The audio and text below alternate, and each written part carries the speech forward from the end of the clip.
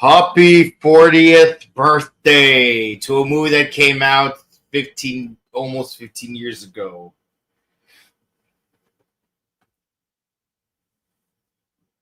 Oh, but this was a big deal. It 15 was. This was a very, very big deal that this actually happened. Not realizing it at the time, how big of a deal it was. Oh yeah, no, it's like also like it helps that we actually reviewed Ichigo not a month ago. That's why seeing all these combatants and people in this show is like kind of refreshing, but at the same time I'm like, yeah, while the characters might be there, the original actors Not so much. Clearly have passed on, obviously. Well, some of them were still alive by my research. Or just too retired to They were care. they were not up for it to go on. Especially being like at this point, like almost 90. Some of them were up there in age. Oh yeah. And keep in mind, when we reviewed Kuga, which would air not Kuga, the movie with ghosts, like not like just 5 years after this movie came out, Fujioka Sensei was 70, so he's like 65 at this point. Yeah. He's still spry, still going around, but again, at this point, 2011 was when I started into this fandom. So realizing what was like watching this, it didn't really hit me so hard because I'm like, oh, like whatever. But once you've been in a certain fandom for a while, you're kind of like, oh wow, I did not realize how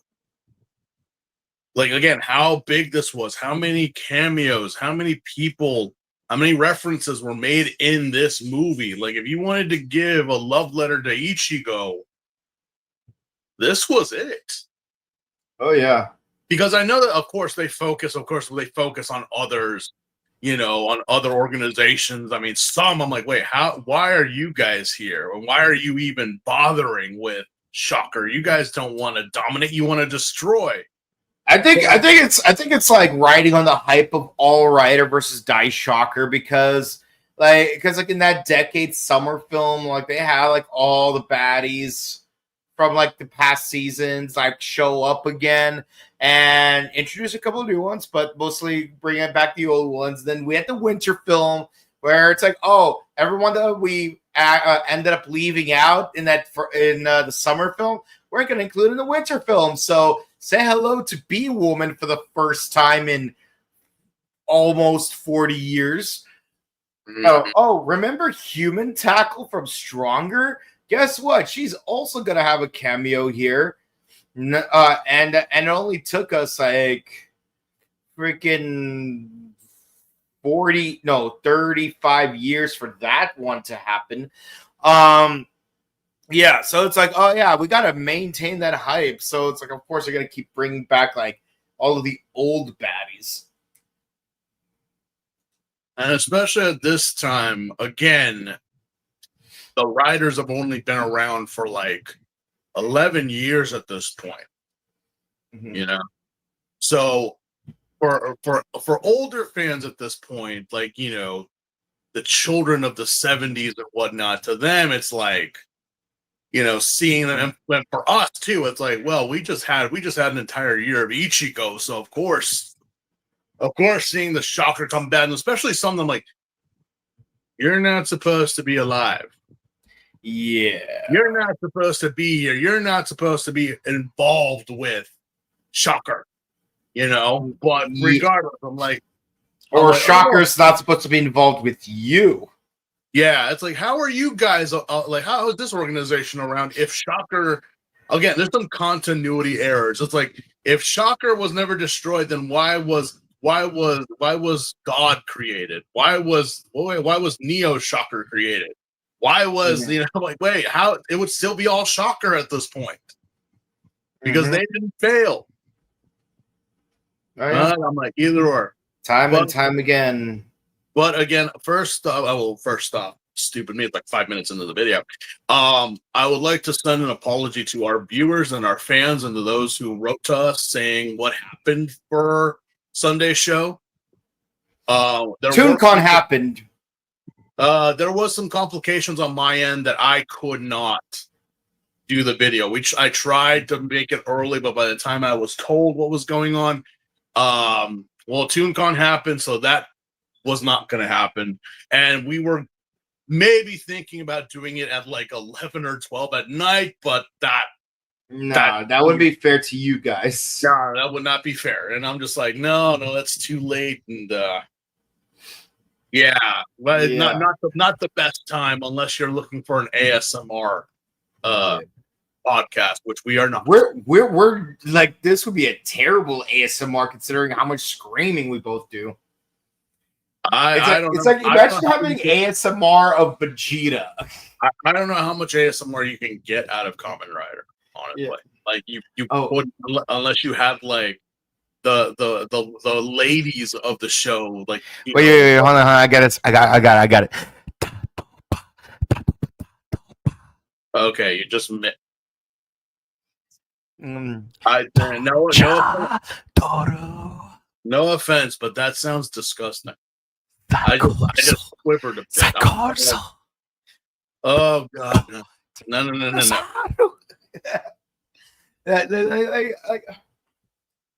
But yeah, no, so okay, I'm done. Yeah, we weren't gonna do that, and of course Monday they had the Ultra podcast, and I guess today is like the only time we could have done it because tomorrow the show's talking about that.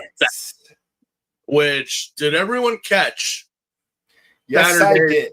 The Saturday's premiere. There was at least on the count 22K for the first ever showing, and it kept going up and up and up and up. Like I'm like we're for like 20, 50, 60. I'm like, oh my God. Mm-hmm.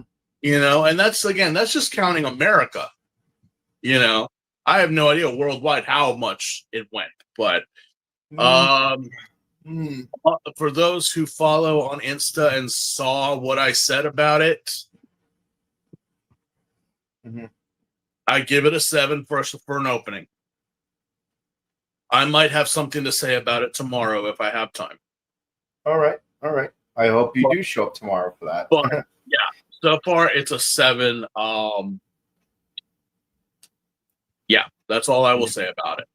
All right. Well, what's funny is because Tokusatsu, shout outs to Tokusatsu, is like playing that first episode on a loop. I feel like I've watched that first episode 7 times already. I was watching it with my brother, and he got confused as all shit because he's like, "Wait, I thought it was just one episode." I'm like, yeah. It is. So why is there another one? It's the same, but it keeps going. It's a loop. It's a loop, dude. It keeps going on a loop, and he's just like, "Oh, okay." I was like, "Yeah." So, and it's still going. It's still going, from my understanding. Obviously, the count is like within like the hundreds now, or maybe like 90 people at most. Yeah, but again, if you go online, you hear a bunch of people talk about it, what their thoughts about it. And apparently it's a mixed divide, which apparently a lot of Japanese tokos are kind of they're divided, whether it's considered good or just crap. The one thing I heard a lot of was that they said that the main character is too Korean. He doesn't look Japanese. Too Korean.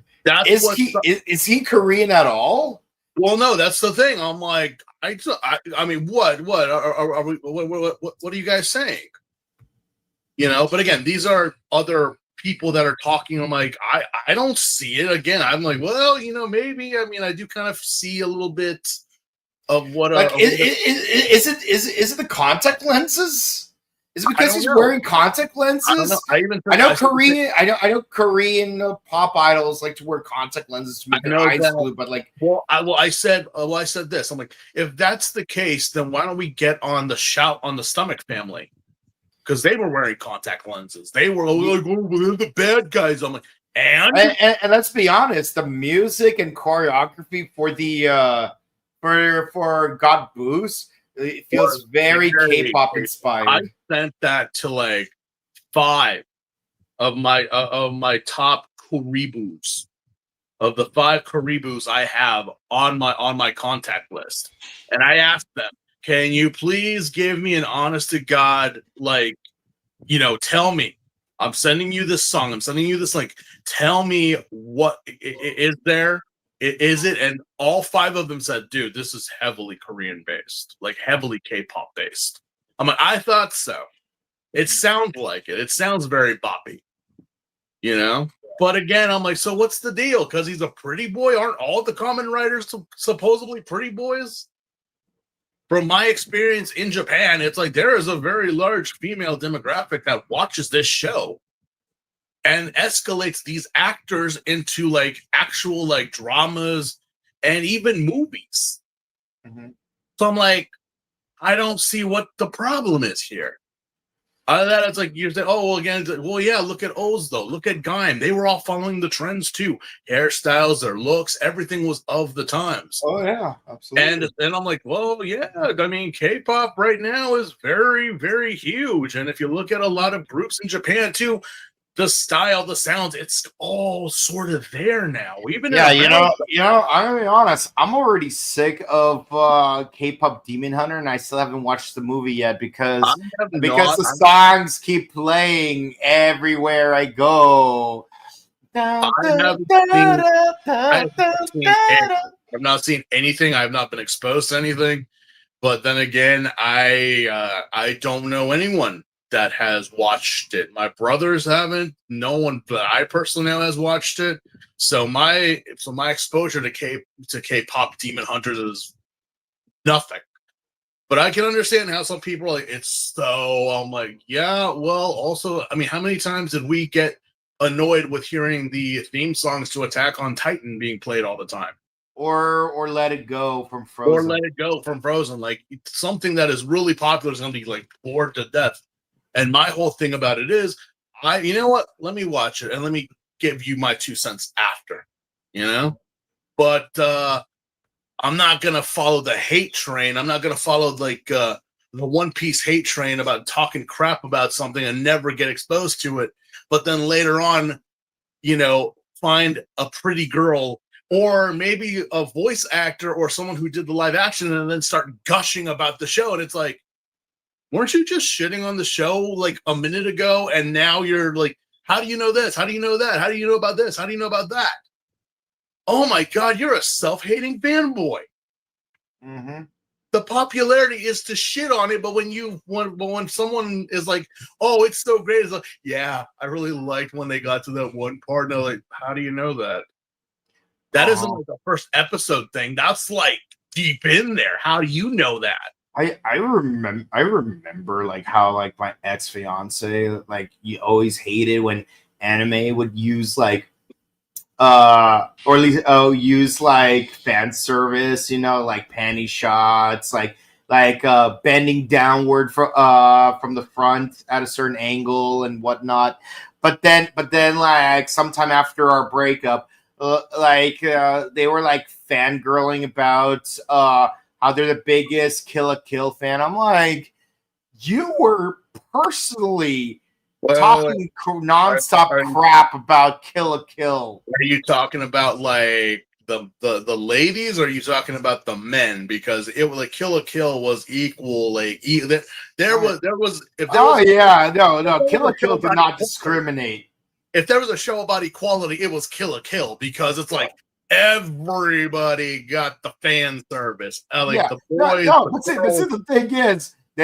The thing is, my ex-fiance will only mention that hated the fact that there was fan service. They didn't specify if it was like male fan service or female fan service, just that there was fan service. So I would assume fan service in general, like me, like I need Fausty levels of details. Like if you're going to like talk crap about something or like ask me to do this solid. No, So if you're just gonna say like if it was like the way the female characters are like sexualized, it's like okay, then I would understand. The way the male characters are sexualized, okay, I understand. But if you just say fan service, I assume that you mean everyone. You know what? That's the problem with these self-righteous weeps is that, you know, you want to talk about like, but then you look into their closets and it's just like, again, I'm like, you know, not to go on too much, but I did get some business from somebody and I'm like, fine, whatever. And I'm like, I think it was during like last winter, and I opened their closet because I'm like, yeah, I'm gonna get like a blanket I saw in here, and the whole closet was dedicated to boy love. So you meant a literal closet this time? Wow. Yeah, that so much boy love, so much, and I'm like, and the thing was, is like my whole thing was, I am a man first and foremost, so. I'm not doing anything disgusting. I'm not doing it. I am simply reacting as how a man would react, you know. But but of course, I am saying because we were watching a certain popular show where, you know, it's about like, you know, and you know, it's fun. That's how cosplayers should be. But I'm like, I'm giving an honest reaction to what everything is going on. I'm like, yeah, no. But then I'm like, this is next level boy love stuff here. So why are you giving me crap about angles and like and whatever? But this is gone phallic. Yeah. This is like, I mean, I'm not judging. You let your freak flags fly, but you're looking at me and you're like, and I'm like, it's a teacher-student relationship series. Okay. And you're getting on me just because of character designs and angles. Same thing goes with the Kamen Rider, because again, we also have a level of fan service in this show, especially with Den-O. In the traditional sense, especially. Yes, in the traditional sense, because we actually have, I think, what was it? 2006, 2000s, Miss Nice Butt Japan is Naomi. The actual, the service girl on the Den liner. Yeah. Bet you guys that, did you? She was voted as having the most nicest butt in all of Japan of the 10-year, I think a year or two before Den-O. Dude, in Agito, she was still a teenager, bro. I'm just kidding. No, but for real. You know how many people have called me out about Shizuka? And I'm like, you do know that Reiko is like 35 now, right? Yes, present day, yes. It's present day that I'm talking about. Yeah, I was like I'm 2 years older than she is. So yeah, it's proper. So shush. Anyway. Yeah, as long as it's not the character. No. I draw a line there. I'm like, no, I will have my commentaries. I will say that's nice. I love that. But I do say that as an artistic point. I'm talking about the characters. I'm not After that, I'm like, no. Let's not go there. There, you know, My Hero Academia. Let us not go there. I am too old for that shit. I am too old for that. Yeah, I do like. I will say that's nice. That's actually very nice. I do like that. That's but no. Yeah, no. I mean, like I could justify the utility of certain outfits because of very specific quirks that characters have, but dating those characters, hell no. Anything other than just admiring the character design or whatever, it's like, and it's like, dude, you know that argument, like, but she's 200 years old. I don't care. 5. Stop. Get out. Yeah, no, like there was a similar conversation we had to have involving Gotchard. The less I say, the better. Even the same thing went with the Stomach family. I'm like, as much as I love the twins, and I do, okay, I Again, do. the twins are more or less younger than Shoma, and even Shoma himself is on the younger end of being. I'm like, no. No. I cannot hear anyone sexualizing those two at all. Because I'm like, No. Or even their in-law. Yeah, I'm like, they're actors. The actors is another thing, okay? It's like but you're not talking about the care. You're not talking about the actor. You're talking about the character. You talking about the actor or the actress. You're saying the character name, which I'm like, no. I get it. You watched Castlevania season 3, but come on, bro. Come on. Just no. But like, let's try to rail ourselves back to reality with the subject of this podcast. It is the 40th anniversary film, OOO's Den-O and All Rider. Let's go, Kamen Riders, which is the 40th anniversary film. Much like with Decade All Rider versus Shocker, moving onward. Yes, a lot of the movies had a series of net videos. There were 48 for this one. Some of them were funny. Like there was one where Cake Hopper was glazing General Shadow. And what about that one about dating with Hina and AJ? Yeah. Or that one was funny. Or the one where Zetsuo was rightfully complaining about, I'm supposed to be the 20th anniversary writer. In fact, Zetsuo was supposed to be a reference to the numbers 2 and 0. But instead, my movie came out 1993, which is 2 years after the 20th anniversary. What's going on? And then it has a completely separate episode. Z-Cross made the same complaint. I was supposed to be the 10th anniversary writer. I even have the same opening singer as the Tato Ba guy. But no, I came out in 1984, which is 3 years after the 10th anniversary. Yeah, no, here's the thing about Japan is that Japan has taught me that it doesn't matter if a show is off the air or whatever. It's still within the zeitgeist of our consciousness. So even though it's like, yeah, that's 40 years, I'm like, yeah, but that's also the funny thing about them is that, well, you're right.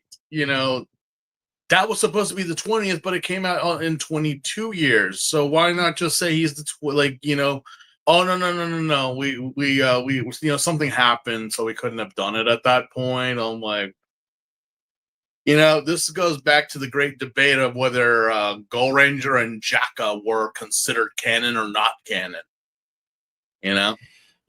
Yeah. Oh my god, I just got a photo of my nephew doing a henshin pose. It's so adorable. I don't even know if he even knows that he's doing it, but it's so adorable that he's doing it at all. I literally just got the photo just now. But yeah, no, it's something with these series, especially when they go all out.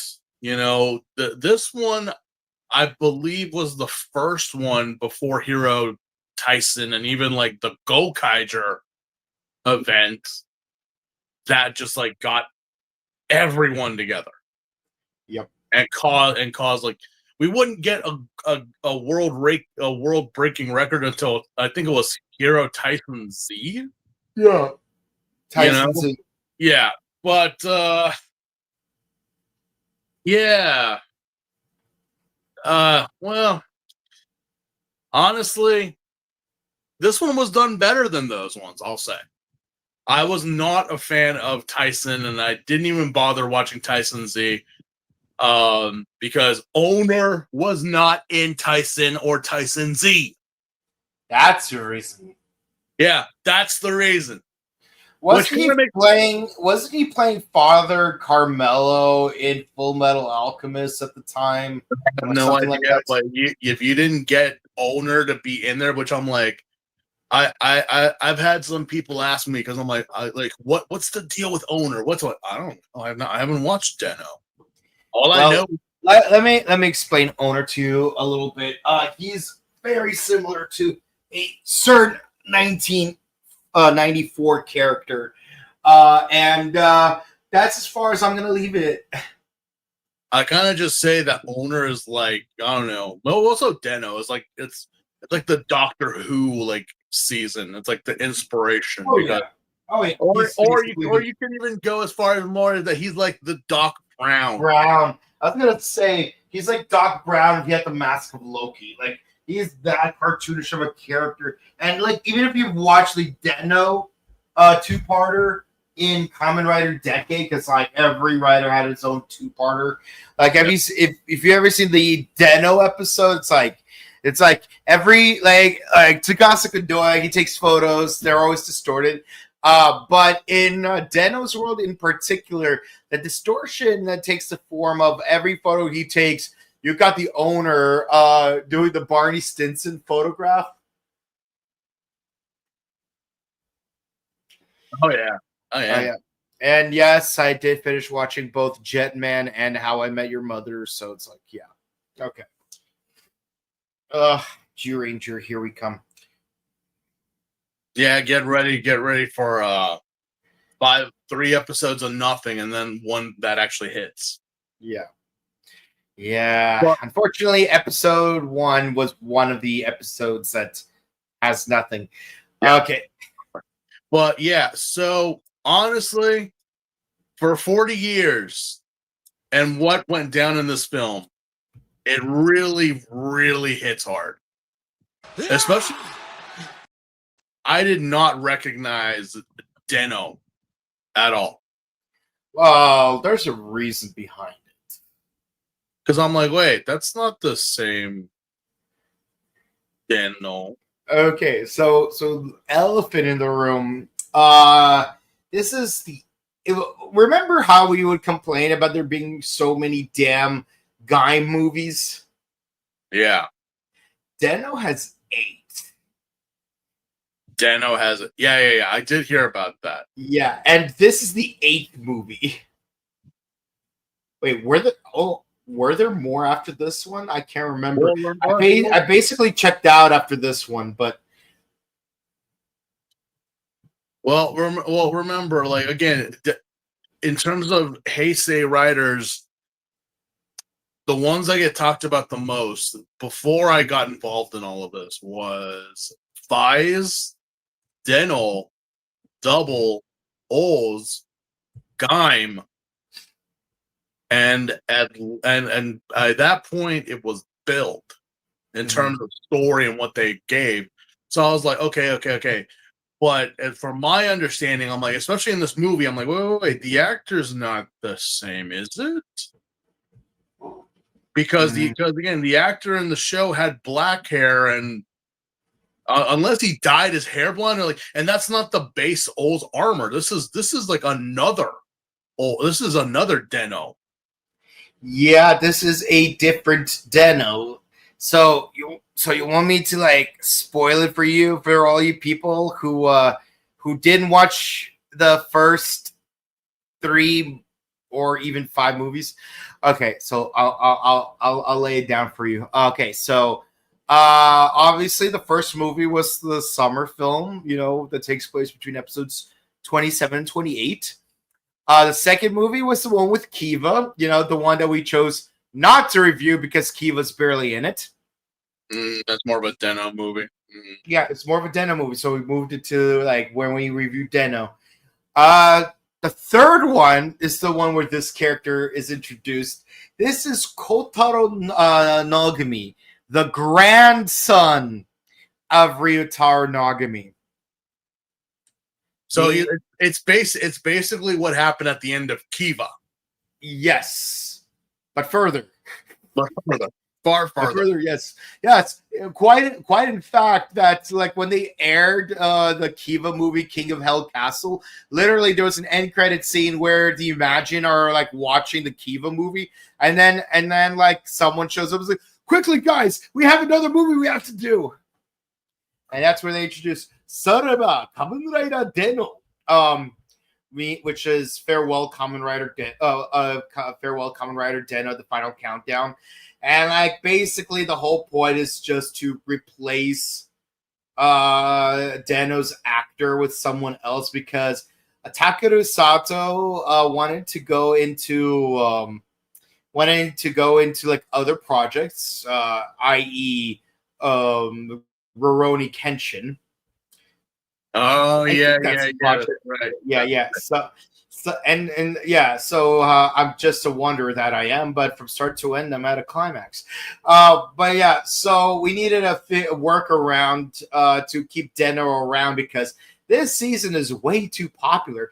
They even have their own exhibit at an astronomy lab or observatorium or something like that. But yeah, so their workaround is, one, due to a time distortion, Ryutaro was turned back into a teenager, and two, his grandson takes over as Den-O for a while. And for some odd reason, maybe it's Decade's fault, maybe it isn't, but basically Momotaro can turn into Den-O by himself sometimes. It's never quite clear how or why this became a thing, but moving forward, whenever you see Den-O's sword form, it's usually Momotaro by himself. Yeah, that was kind of like, in this one, it's like Momotaro goes into the body and then does it. Yeah. Okay, yeah, because I was kind of confused. I was like, wait. I did hear about the actor, the original actor and everything, and, again, thank you to Kamen Rider for elevating these actors and actresses, Yeah. But, I mean, you got to keep it going, but it's also kind of the same thing of like, well, that's why Double hasn't really gotten much. Because, again, Philip's actor has also fallen under that. Mm-hmm. Not because he doesn't want to, but because of his agency. Yeah. So, unless you want to replace Philip, which I don't think you can, Yeah, but, there's like the way they wrote it in for Philip to come back. Yeah, I know. I did see double, and it was like, why? You tore my heart out, just like you did with the O's 10th anniversary movie, and you're like, oh no, never mind. So like the rationale for Philip showing up in later films is, him showing up was before or after him being revived. Oh wait, no, it's after he was revived, but somehow everything that happened afterwards was before. It's really confusing, but you know what they could have done? When they bring Philip back up from the Gaia well, they could just say, oh, he was reborn, and then just bring in a new actor and just say the Gaia core just reincarnated him. Yeah. But either or. So we like Kite from Hunter x Hunter. Yeah, I know the whole he got eaten and then got reborn. Yeah, as a little girl. Yeah. Just do that. Just Kite Philip. But that only works in manga though. It would kind of piss off a lot of people, but then again, it's like people don't understand the politics of business. So either or. So let's get down to it. All right. People are waiting. So we start off this with a opening. We see the crashing waves of the Toei movie company, but we also hear the chimes of the old Here we see the emblem of both O's and the 40-year Kamen Rider, and we start in the back of Tokyo Dome.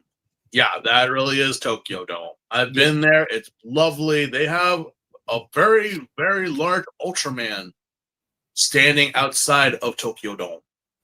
Mm-hmm. The very tokusatsu heavy place. If you like, who would have thought? Really, who would have thought? But yeah, We can start off in the back of Tokyo Dome because AG is fighting some gas-masked, scythe-wielding monsters, which I have no idea who the hell they are. All right, so exposition time. Den-O. So remember how we talked about earlier how certain monsters of the week have to become stand-ins for foot soldiers in those particular seasons. The most common example being Gelnewts from Ryuki. Oh yeah. So basically, the Mole Imagine, which usually come in threes, was the monster of the week for 2 episodes of Den-O. If I recall, it was episodes 35 and 36. And if you guys are watching this in chronological order, 7 years in the future, where we've already covered all the seasons, I am really sorry that I'm doing this exposition. And you're like, why are you explaining this? You should already know this because you already reviewed it. No, because we're not doing this in chronological order. Okay. Yeah.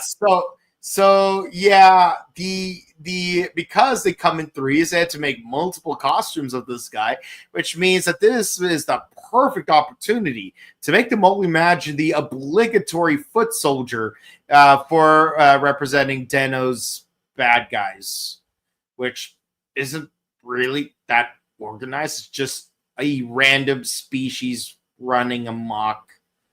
Even the main villain is like very nonsensical. Are we talking about the main enemy, or are we just talking about these guys?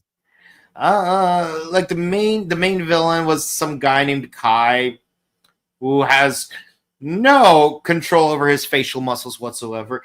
But the point is, these guys are the obligatory foot soldiers. Yeah, but especially with Decade, because it's like, of course, when it comes to Decade, like every season needs to have obligatory foot soldiers. Like you got the Gelnewts, you got the Riot Troopers, you got the B Roachers, you got the let's see, there wasn't really any foot soldiers for Hibiki, because Mokomo are basically kaiju in their own right. Pupa worms, Mole Imagine. The Fangires were here. Yeah, but they didn't really have foot soldiers for Fangires though. We saw I think it was Jack as one of the background with the shocker grunts in this movie. Well, I know one of the checkmates were in here, and I'm like, what? Why are you here? You're not a grunt. Well, technically, yeah, just doing grunt work. But yeah, so we're beating them up, and we're left with a question. Wait, hold on. Just the other day, we hit these very human-looking dudes in skeleton luchador outfits, and they were giving off medals. We attack this guy, and he's not giving off medals. What's going on? What gives? Yeah, for some reason, because again, Ankh wants core medals. He just cannot. They're like, yeah, no, you're not getting any. But he winds the three wind up disappearing and jumping into a young boy. Yep. Don't warp that. They literally, like, again, a zipper just jump into some young boy and sand comes piling out of his pockets. Oh yeah, for those not on the up and up on Den-O, the monsters of the week are called Imagine, which are creatures that exist outside of time. They're actually literally comprised of the sands of time. They're very much based on what's it called? Fairy tales, like Peach Boy and Urashima and Kintaro and Tortoise and the Hare, and just to give a few examples. But yeah, so they make a contract with their host to grant one wish. Once the wish is granted, they go into a moment in time that was of great import, like a memory that was of great importance to them. for example, the day your mom died in the hospital on Christmas, or the day that you missed an audition because you got hit by a car or something. Just to give a couple of examples. And yeah, so then they run amok in that time period, so that the future will be destroyed through destroying the past and whatnot. Yeah, But for some reason, this kid, like, his most precious memory took place in November 11th, 1971. 1971. Why is his most precious A memory from child. 40 years ago? A child that literally was probably born in 1999. Your most precious memory is 30 some odd years before you were born. What? Now, this is something for the doctor. Anyway, so yes, we find out because, again, here comes the liner, just plowing through, does a scan with the card, and of course they go back in time because apparently the Den-O liner can do that. Yeah. You basically produced a liner ticket based on that person. A lot of people be like, time travel for reals. Look, man, we have used police boxes, DeLoreans. Why not a train? Why not a train? It makes more sense. Mm-hmm. And it's got Miss Japanese Best Butt of the 2000s on it. Yeah. So, yeah,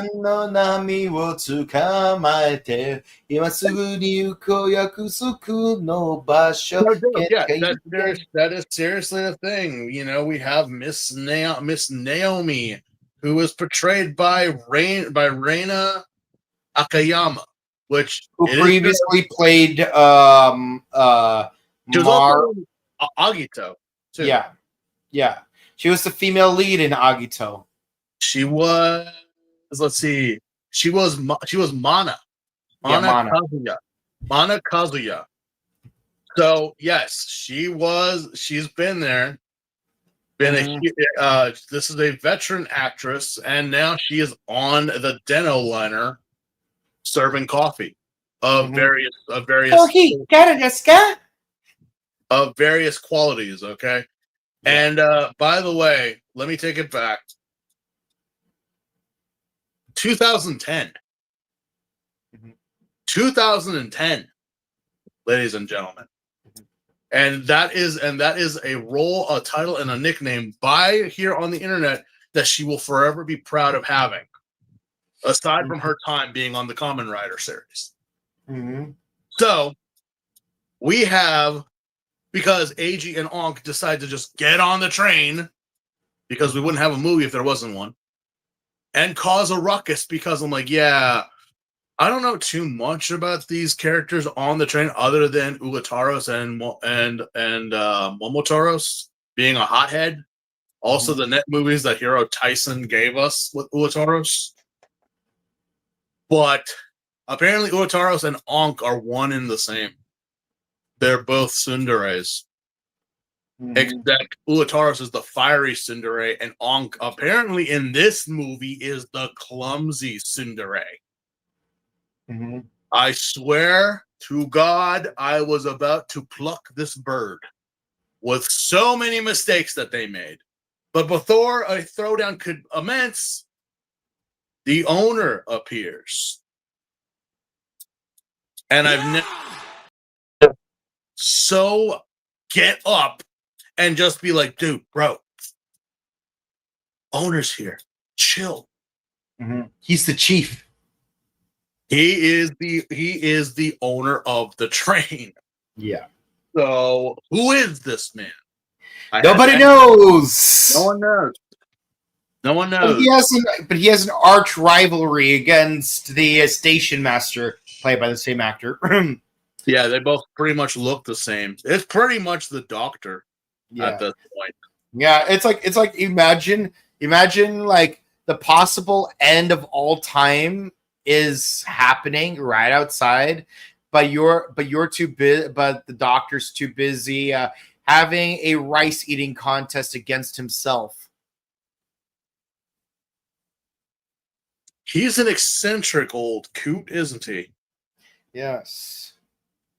He is a very, very eccentric old man, played by Kenjiro Ishimaru, who you might recognize as Father Carmelo in the live-action Full Metal Alchemist movie. He has got one hell of like an acting career. The man has been, the man has done a lot. Honestly. Like in America, obviously, we only do the Toko and a few anime roles, but holy crap. This man has got a career spanning freaking decades. Narrator on TV shows, radio. Like I swear, you probably have seen an anime with him being the narrator. I think it's just, it is impressive. I'm surprised he doesn't share any scenes with Kogami, because I feel like if any two characters should share screen time, it's these two characters. Kogami being loud as fuck and him just being like, you know what he has, and it's I need to find a new way to say it because he has that Unohana vibes. He's got like that. He's a very calm, very demure, very respectful gentleman. But when he gets a bit upset, everyone is like, nope, nope, nope, nope, no, no, no, no, no, no, no, no, no, no, just no, no, no, no, no, no, no. Anyway, so we go back in time to 71. What happened in 71? Well, if we go back to our original run of 1971 Kamen Rider, this takes place between episodes 32 and 33. So back then, Ichimonji still, at least in the original timeline, Ichimonji is still the main rider. Mari is still physically there. Yuri is still useful, and thankfully we still haven't encountered Mika or Emi yet. But apparently we go to a part where Black Shogun is canon, which apparently wouldn't be canon until later. It's like if they at least established that, oh yeah, no, he's from Geldom before they had the merger. But they never mentioned that. They never mentioned Geldom. They never even say Geldom. It's like, wait, what happened to the Geldom troops? I mean, you're Geldom. Shouldn't you have the Geldom troops? Why do you have shocker grunts? But again, continuity-wise, and as we said, watching Ichigo, there's a lot of stuff that the shocker grunts do that they didn't do, but now are doing. So, either or, I guess that it was more popular to have the shocker grunts. But yes, so apparently Den-O decides to destroy the Imogen, and I'm guessing Ankh is just being a stupid blonde because he says that, of course, the Greed are not alive in this era, so he can go and make core metals. And I'm like, how? How can you make core metals? You can't make Yami, remember? You even said so. Because this episode takes place before the two filler episodes that led into this movie. And you blatantly said in those episodes that you cannot make Yami to save your life. You can't. Because the core metals you have sustain the arm that you are. So if you got rid of them, then that'd be a problem. But no, Ankh decides, nope, but decides because AG has to just calm him down to not do it. But in doing so, AG falls on Ankh, and Ankh just has a oops and just burps out a core metal without even realizing it.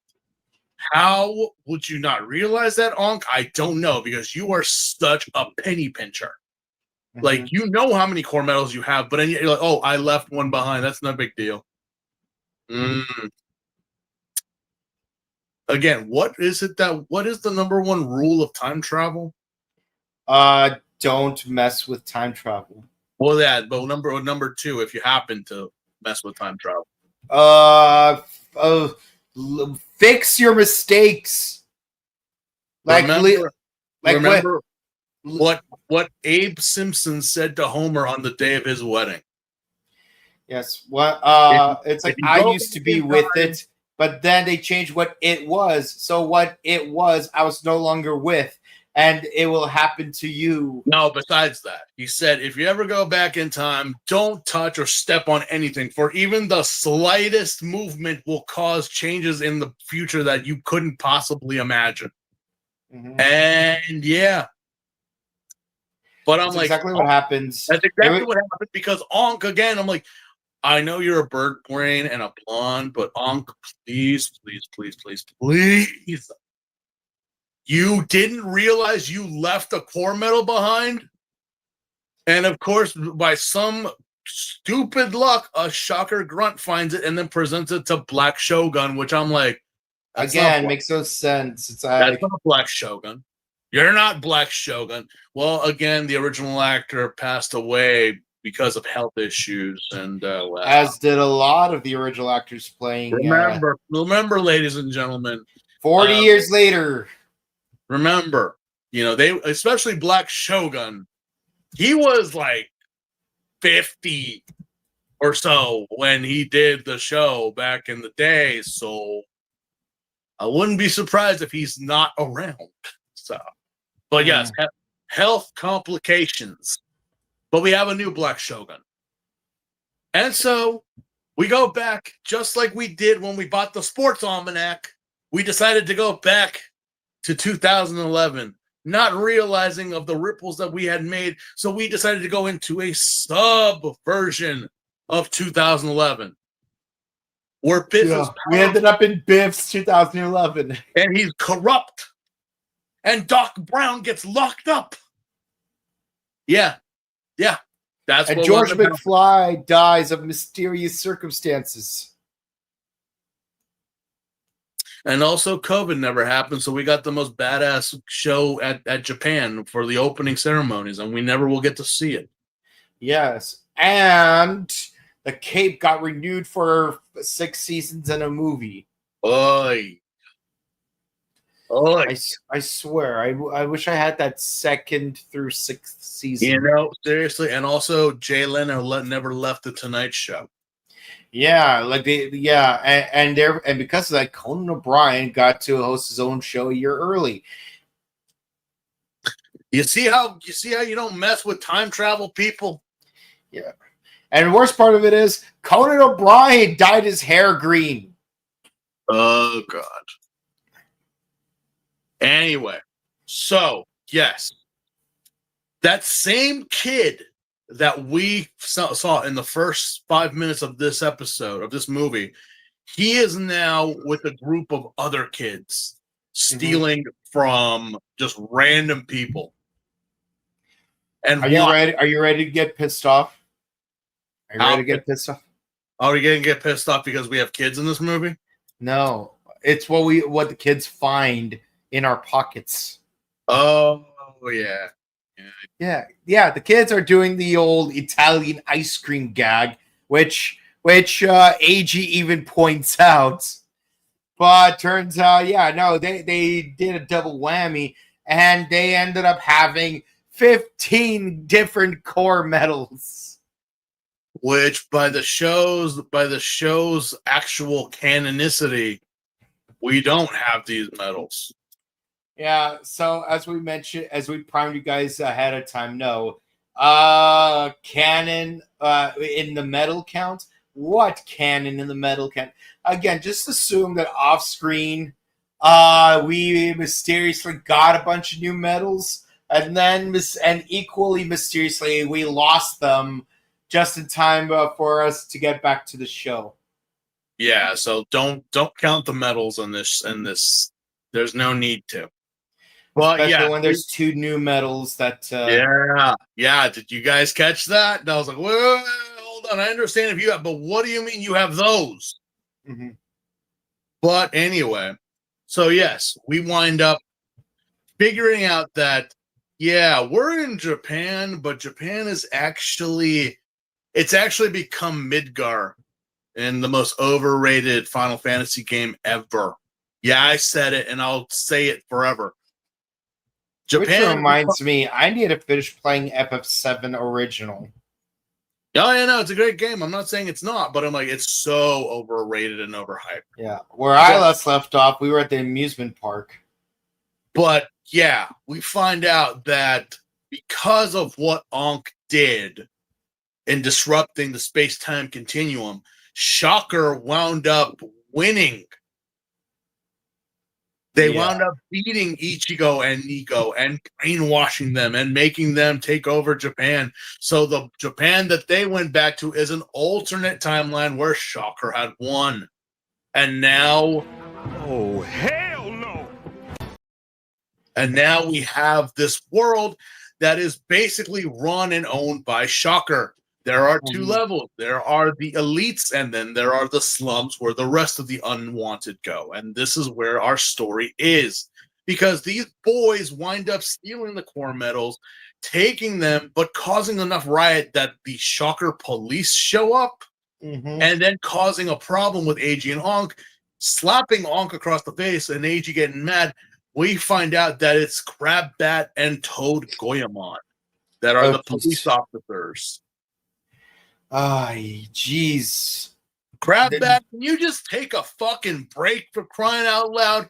Put a bag over your face, you fugly ass thing. Jesus Christ. Yeah, I like I said, he looks like a leprechaun from like an 80s horror film. Like, it's one like, wow, was Crabbat really that like seriously, what was he really that like memorable? To me, he wasn't. The only reason why he's memorable is because, again, like I said, it's been he just introduced us to Shocker. I mean, Geldom. It's literally the year of Ichigo, where it's like every freaking time it's like, yeah, Crabbat was in the Ghost movie, he was in the final movie, he's been brought back multiple times. I'm like, you know what? I don't want to go eat seafood right now. No, take your crab legs away. I'll stick to the salad. That's how much Crabbat has just pissed me the fuck off. I'm like, God, man, go away already. Anyway, see, you killed my love of seafood. Anyway, yeah. So we wind up finding the boys at the Coast Kasur, or whatever is left of the Coast Kasur, because the entire place has just been like, again, it's a battlefield. There's nothing left. We find out that the boys actually took their medals and quote unquote sold them. And Ankh ain't happy. Eiji ain't happy. But again, Ankh apparently finds out where they are. It's like, no, we are back in 2011. Yeah, that is very true. We are here. This is where we came from. But apparently, we're in a timeline that Shocker won. Shocker wound up beating everybody and taking over, to the point that now every single organization that had existed from this point up to now is now allied with Shocker. And we have the round table with, oh my God, is that the clan? No, it's Great Leader. And around the table, you have Worms, you have Imogens. Yeah, you have General Jark. You got one of the cultists from Gotham. God damn it! I forgot the names of the bad guys from Black. You know who I mean? Like those three. One of those three cultists that like kidnapped Kotaro and his brother and like turned them into Black Sun and Shadow Moon. It's kind of crazy how like the two that opposed Shocker in that meeting were the ones connected with Black and Black RX. You know, because again, it is true. There's got Shadow Moon and then we have Black. Because I'm like, wait, because again, this was like, wait, why are you guys joining with Shocker? You guys want to destroy the Earth. You don't want it. You like, you know, like this is, but Shocker is like, we're about world domination. I'm like, how does this work? You guys like, but apparently it just does. You have General Smoke there.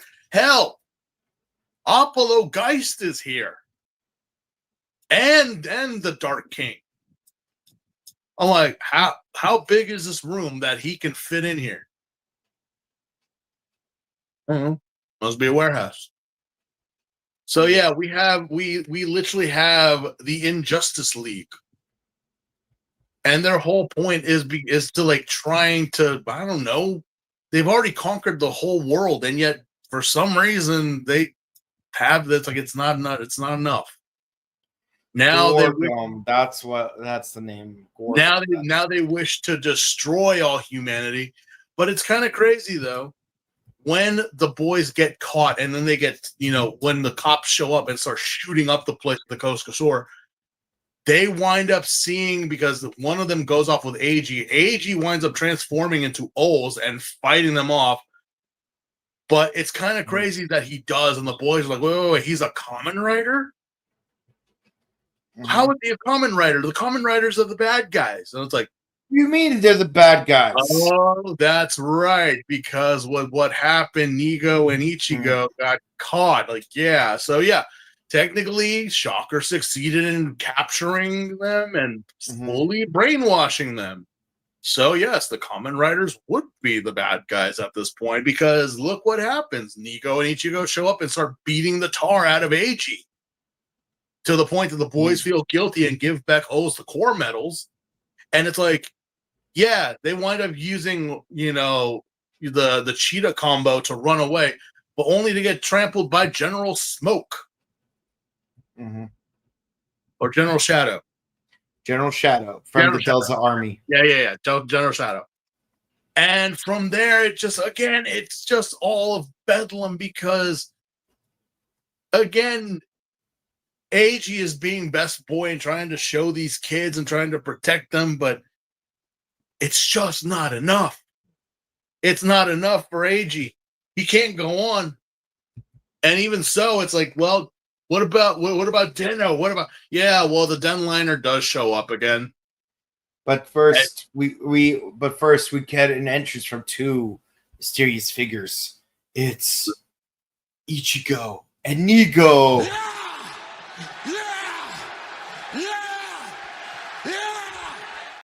Surely they'll help out. Wait, why is he patting that one Shocker on the shoulder? What's going on? No!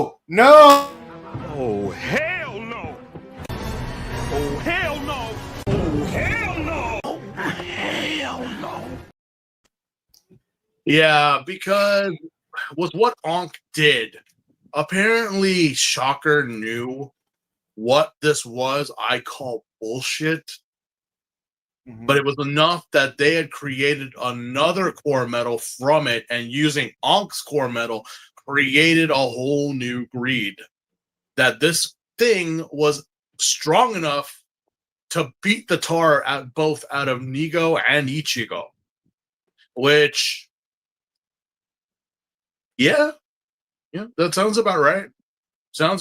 I mean, this is something that Ichigo and Nigo have never fought against, and it's compared to Shocker Grunts, the combatants, the Shocker Grunts and the Kaijin, no. This thing is. I'm surprised this thing didn't kill the great leader and take over. We're legitimately, I had like, why are you serving him? Well, it is a yummy. They don't do much.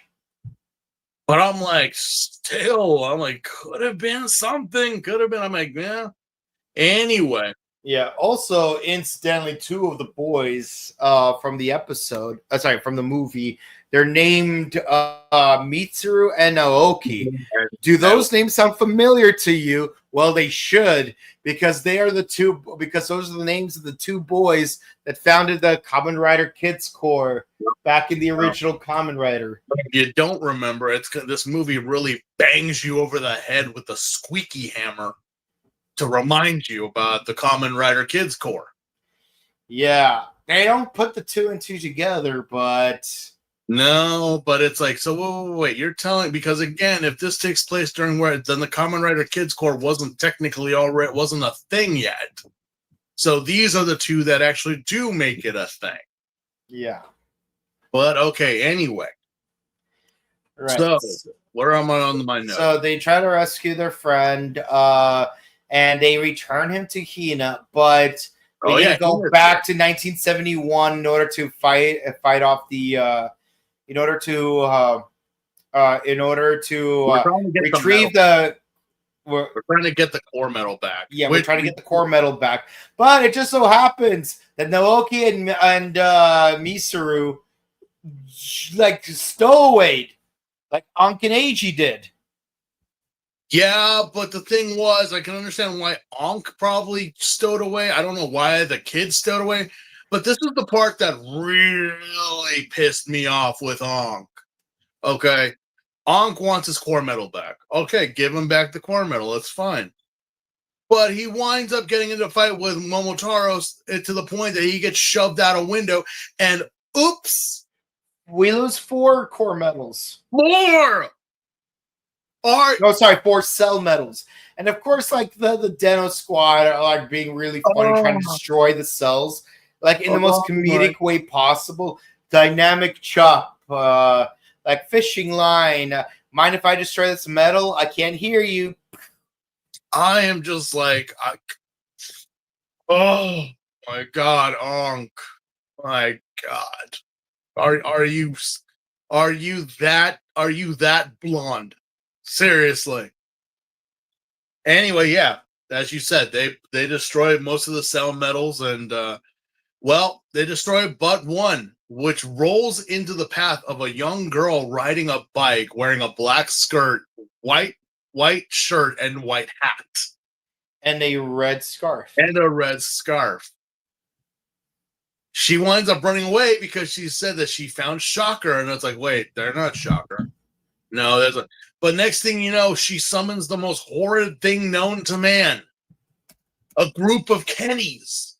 Mm-hmm. Because here comes the biker gang. I'm like, no, it's far worse than that. It's the Kamen Rider Kids Corps. With badges and all. Now, again, if you've not seen Ichigo, to you watching this movie, you're like, what the hell is the Kamen Rider Kids Corps? That sounds stupid. But if you did watch the show, you're thinking to yourself, this seems a little early for these characters to show up. Where the hell is Goro? Well, remember, Goro wasn't there when this happened. But yeah, yes, he was. No, in these episodes, timeline-wise, yes, but he wasn't there when the Kid Corps was actually a thing, remember? Yeah.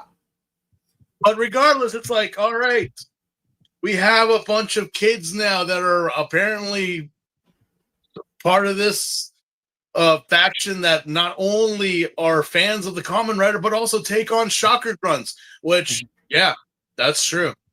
That is actually a thing.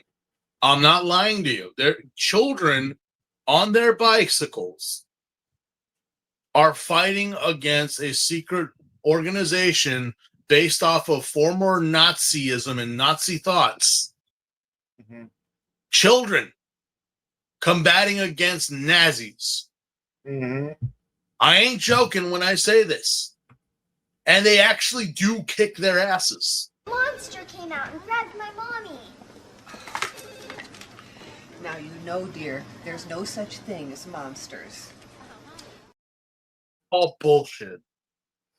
Anyway, so both the young boys and the young girl wind up taking the core metal and running because, they get cornered. They get cornered by the crab monster, and also, who else was there? Oh, yeah, the frilled lizard. Oh, and don't forget the boa juice monster.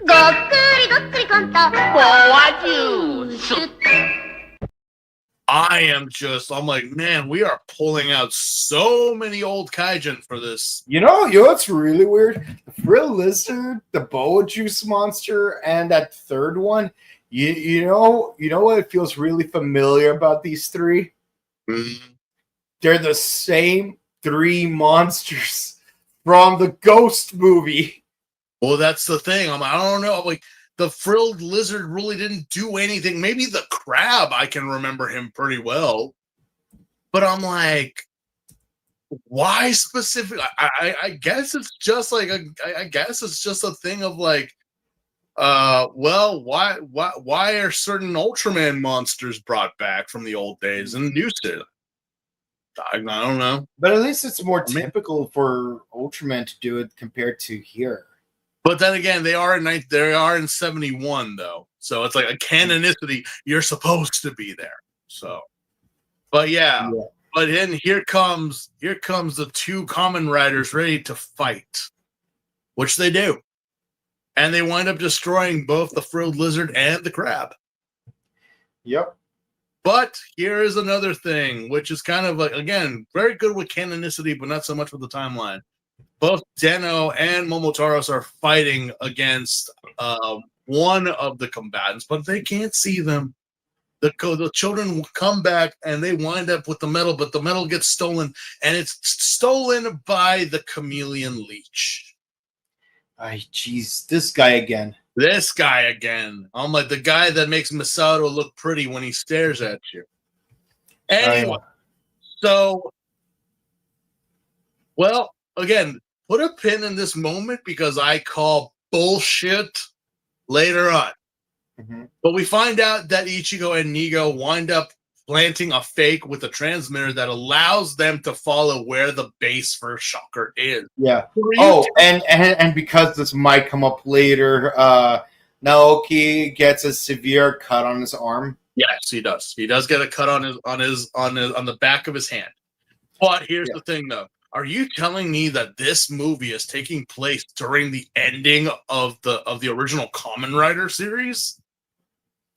Kind of a little early, don't you think? Yeah, everything's got all wibbly wobbly, timey wimey, and I do blame it on the core metal. Like, you're making certain things happen earlier than they needed to. Yeah, because again, Black Shogun's still around, the great leaders there, all of the rest of the Kaijin. But here's the thing, though. Here's the motherfucking thing. So we go into the base, we find the great leader, we find Black Shogun. We think, hey, we got you. No. Nope. You gave us a fake, but I gave you a fake. How? You guys didn't know what this thing was. You had no idea. How did you make a fake and then give them the fake, which they replaced with another fake? What? We are a secret club because of our agenda. It is a dark agenda. It is an agenda some other clubs may not agree with. Baby, don't you know it? Oh, and shout out to Maxwell Adams. I'm still pissed off I couldn't make it because I was like, Maxwell Adams was that ToonCon. What? Yeah, like he was super nice, and you should see the look on his face when he found out that I actually voted for Billy and Mandy back in 2019, that big pick summer. Yeah. But yeah, 1999 is what I meant to say. What winds up happening is that they wind up taking the core medal, and the one medal they made, which, let me see, I do have it right here. Show and tell time. All right. A happy birthday box. Uh-huh. Does it have chocolate? Sadly, it does not have chocolate. But look who presented me with the present. Shocker? Mm-hmm. I wouldn't trust that chocolate. It might have sea monkeys in it. This is what they made. This is what caused everything. Besides with the cell metal, this is what caused everything to go to hell. Yeah, they wind up creating the shocker greed, which is kicking ass both of Ichigo and Nigo. Which I'm like, I'm gonna count to 3, and I'm gonna move this coin. 1, 2, 3. No. I was like, how could they? I'm like, how could they do? There's no way they're gonna win against this thing. This is not something that Shocker made, not Geldum, not God, not Neo Shocker, not any type of evil organization. This is a creature that is of otherworldly means. Mm-hmm. And apparently, well, I'm also kind of shocked that the great leader. To be fair, Egyptus was also otherworldly. Yeah, but Egyptus was a joke. Yeah. But it's kind of nice in a way to see the great leader actually do something that is like catastrophical instead of just standing there like a fucking stump. And just wait to be unmasked to find out that he's like an eyeball with snake hairs, only to be unmasked further to reveal that he's just an eyeball without snake hair, and then unmasked once more that to reveal that he's just a skeleton with a tape recorder. Yeah, I just combined 2 different seasons of Kamen Rider, but who cares? I'm like, what exactly, or who exactly is the great leader? We don't know. We don't know who, why, when. At least God gave us a reason, pretty bullshit reason for. But at least it was a reason. At least there was a reason. But I guess but it's interesting seeing like the top brass. Well, all but one of the top brass of Shocker, within 2 minutes of each other, because. We do see Retalder, Ika Devil, the Bleach Chameleon guy. Yeah, the only thing missing is Colonel Zol, but the further we stay away from him, the all better. of the combatants here, we see every single one of them as kaijin. Yeah, except for Colonel Zol. For Colonel Zol, like what? You couldn't get a werewolf costume? You couldn't go down to Spirit Halloween? No. Okay. But yeah, it's one thing that at least the great leader here is shooting like lasers out of his cape or whatever. Like at least he's doing something. Yep. God damn it. That's like it took us 40 years, but he's doing something. Like, where was this in the final episode of Ichigo? No, yeah, we had to sit through 98 episodes for that. Yeah. So we had to wait another 38 episodes for this. No, what a rip. But yeah. So anyway, we wind up going outside with the boys and everyone else. Does everyone remember the turtle kaijin that Kami Cannon from V3. Yeah. So apparently the turtle was enough that it started blowing up the den liner. And it's not just a simple it's blowing up like train compartments. They have to leave. They have to go. Owners like the Pandora opens, blow up. He demands that we gotta go. Because if not, we're screwed. And just like an action movie with explosions happening, Uwataros and the boys have to run while seeing their heroes getting their asses kicked by this shocker bird gas mask wearing thing. And it's quite painful to see Ichigo and Nigo get their asses kicked here. Like they're thoroughly getting their asses kicked. Thoroughly getting their asses kicked. As said, it's so much that Miki actually jumps from the liner and runs towards them and then afterwards Teddy goes after them. Yeah, Naoki and Teddy are gone. Yeah, Naoki and Teddy are left behind. They're left behind, and we go back to 2011, where again, nothing has changed. Everything is still bullshit. The riders are still the bad guys. Hina is busting Shocker grunts with a big rock. Broom, yeah. And obviously the whole world is just, and for some reason, Momotaro's reduced to an arm. A left arm. Well history likes company, I suppose. Well, because again, it was we see the den liner actually blow up, just like what happened with Jodie Whittaker as she became the next Doctor. Mm-hmm. We saw the TARDIS blow up as well. Not really, but we did. Yeah. That's why Momotaros winds up being I guess it's a left hand. Not the right hand. Yeah, left hand. Yeah, it's the left hand. Like I said, misery likes company. So yeah, we wind up out of the frying pan and into the pit of fire because here comes because we have to deal with freaking General Shadow, General Jark, Apollo Geist. Apollo Geist is there too. I'm like, oh shit, man, you got these three to deal with. Holy crap! And Paradoxa Undead, and that one blue dude. I forgot who that was. Yeah. Oh, there's a couple more undeads, like the Eagle Undead. But like, do we care about the Eagle Undead? No, we don't. It's bad, people. It's really, really bad.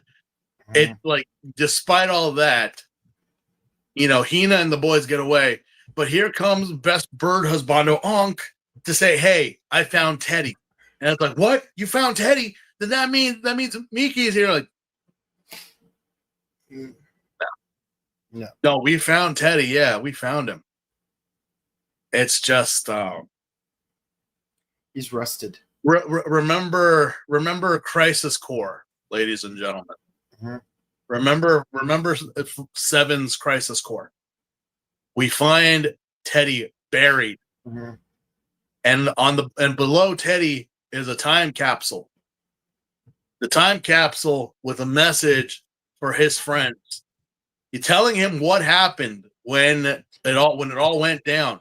So yes, Shocker took over. Shocker literally just decided to go all out on the Japanese government, to the point where Teddy, being the hero that he was, fought the good fight to defend the kids, to save them, and gave his life. With that, the kids got away, but Teddy died. Yeah. Leaving their time capsule with this message and the uniforms of the Kamen Rider Kids Corps inside, telling them to please keep going on and to stay alive and stay well. What happened to Naoki?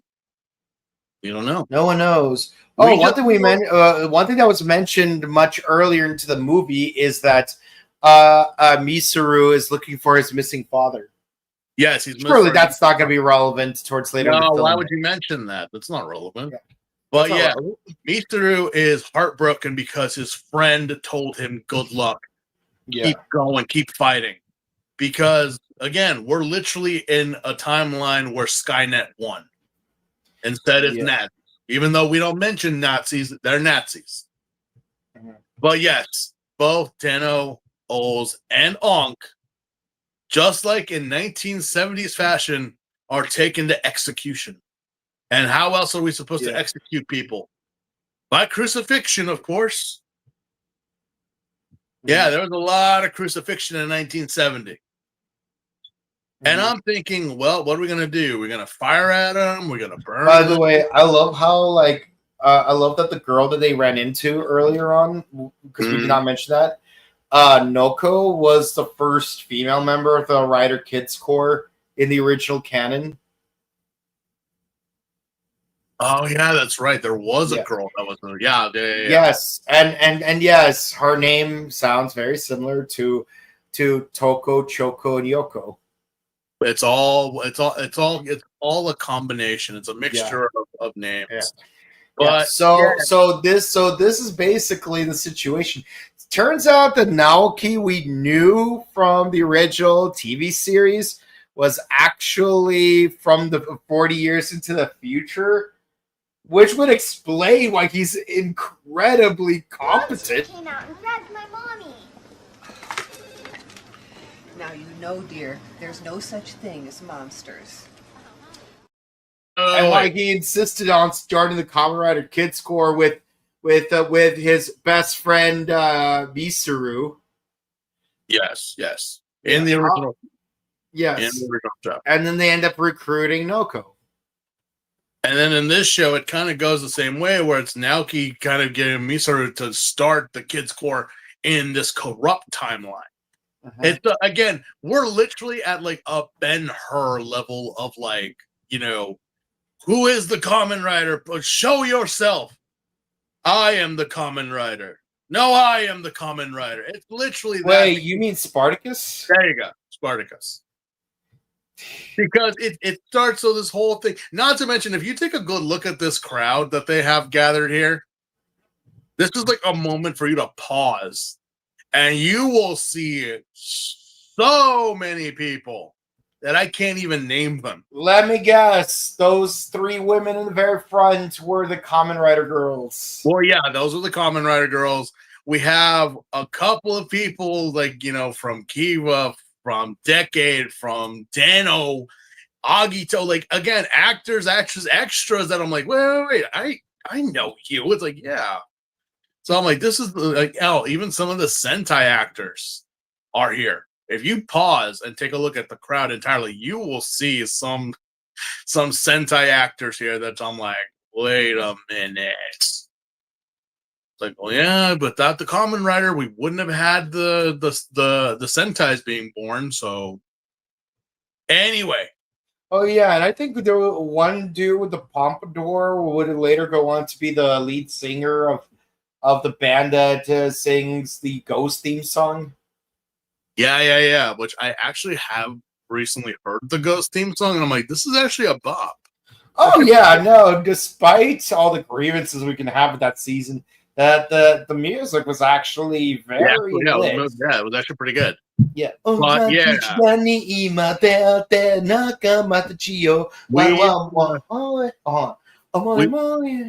We wind up just getting the whole 9 yards of just like, the kids getting the belts back to Den-O and O's. Yeah, they go full keep away with it.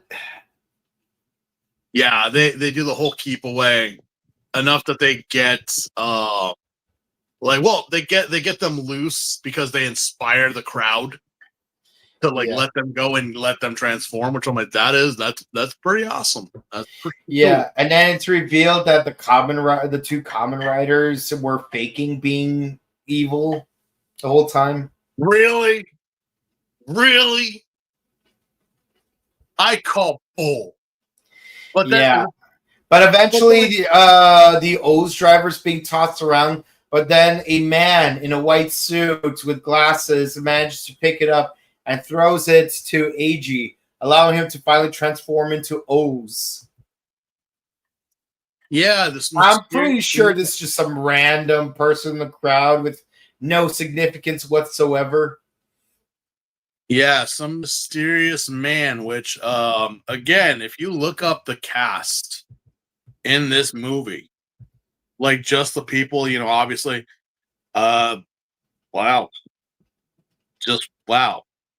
We actually, I didn't know. I thought I was wrong, but Fujioka and Takashi, both Nigo and Ichigo did reprise their roles as the Kamen Riders. They Voice only, but yes, they were the voices. I was like, is that really them? It's like, yeah, it really was. It was really them. Yeah. Let's see, the man in white. Now, what's really interesting is that the actor who played the adult version of this mysterious white suited man, he originally played Dr. Mochizuki in Kamen Riders Zeto. I mean, the man in question is named Isao Sasaki, the man in white who gave AG back his belt. Famously, for a lot of people in terms of voice acting, he's Joe. He is Joe from Gotcha Man. Mm. So what inspired Jetman later on in Sentai was this guy. Yeah. Again, the cast in this movie is just stacked, but holy crap. Anyway, so because of this uprising, we finally get Ols and Den-O transformed. Ichigo and Nigo have explained that they were faking it the whole time. Liars. I'm assuming because of the ripples in time that something just caused them to finally the stupidness had gotten rid of out of their system. That's my response anyway. But because of this, and it shouldn't exist. It really should not exist, technically. B3 shows up. Did they not say that everything, all the rest of the Kamen Rider did not exist because there was no need to? And we all know that B3 was created by Hongo and Ichimonji. Yep. So, what do you mean? What do you mean B3 is here? well, apparently the 10-liner wasn't technically destroyed. Mm-hmm. It kind of just made it seem like it was. So, and owner explains, oh, because time is comprised of human memory, so as long as humans remember, the Kamen Riders will continue to exist, which I call BS because because Zeronos was erased from people's memories. yeah, and it's kind of crazy how like the crowd when B3 shows up, they start chanting B3. Rider Man shows. B3, Rider Man, Amazon. How do you guys know these guys? They never existed. Well, apparently not. That's why I say, because of what owner did, the ripples from the other timelines came into this one. Because, of course, we have V3, we have X, we have Kamen Rider, Sky Rider, Stronger, Amazon X, Super One. Z-Cross. They're coming. They're Z-Cross. They're coming in like Black RX, Shin, Zetsuo, J, Kuga, Akito, Ryuki, Vice, Blade, Hibiki, Kabuto, Den-O, Kiba, W, and some pink guy that we don't like. Black RX is here.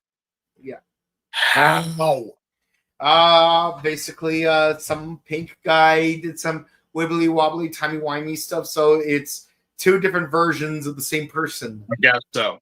But here's the thing with owner, just like you said, owner parts the crowd as he appears, and he's just like, oh yeah.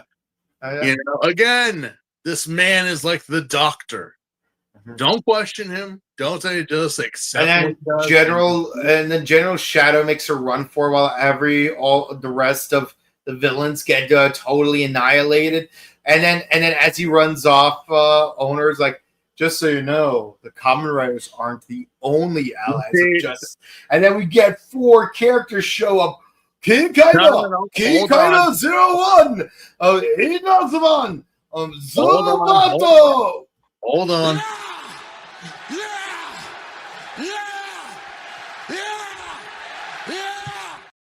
But in Zubat's case, repel.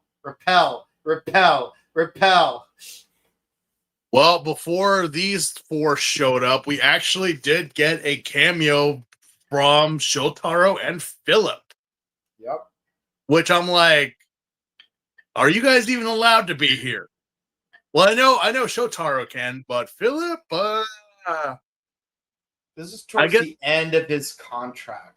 There's one more movie he appears in after this. I guess he had a couple more in him, but it's like, whoa, okay, so it's good that you guys are here. Still, I'm like, wait, we had you in the last movie.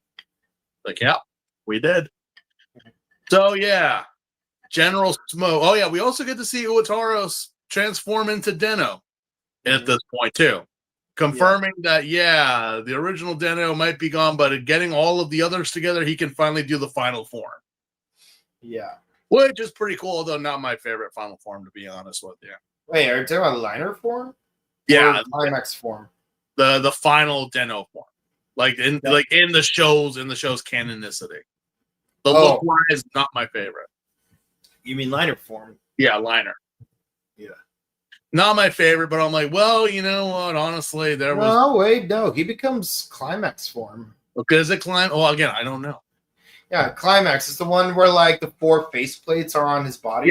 Yeah. It's not again just by looks wise, but again, I have heard it's very powerful. So I don't know anything of Den-O, so don't ask me at this. You know how frustrating yet interesting it would be if the next season we end up doing is Den-O. We have to get a Heisei rider and then see if it lands on a Heisei rider. But yeah, finally, all the Kamen Riders up to date are here presented in front of us. Although General Shadow runs, and as you said, as the owner said, the Kamen Riders aren't the only allies of justice. Yeah, that's very true. Because remember, we're not counting the Sentais here. But because of Kamen Rider, a bunch of companies did start making their own singular superheroes back in the day. Yeah, all made by Ishinomori. All by Ishinomori. These were all based off of Ishinomori Sensei's drawings. We have, as you named off, Kikaider 01, Inazuman, and Zubato.